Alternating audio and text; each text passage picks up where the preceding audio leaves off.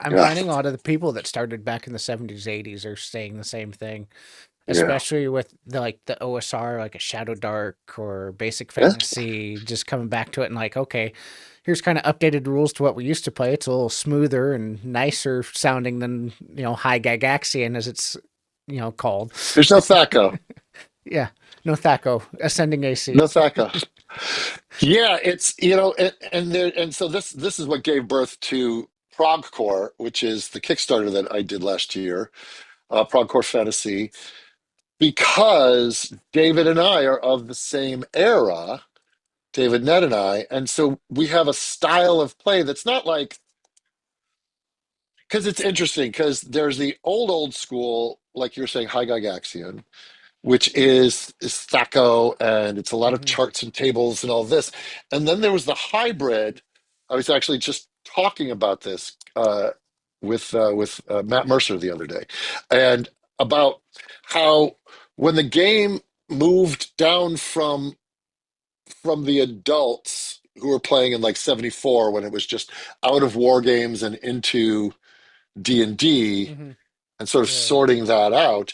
When it moved to us, we were all the kids growing up watching Excalibur and Raiders Lost Ark and listening to Zeppelin and all of this. So we were really pulling more narrative elements into our gameplay, influenced by Ralph Bakshi's Lord of the Rings, Excalibur, Legend, Dragon Slayer. We wanted our games to feel like Stairway to Heaven, to feel like Come Sail Away, to feel like You were Excalibur. you were fighting Tim Curry from Legend with those giant horns. Yes, and so we there was such a dearth of Never-Ending Story and Labyrinth and Dark Crystal of this delicious dark fantasy Conan from that era on the screen that we movie kids were watching, and then listening to all these albums with these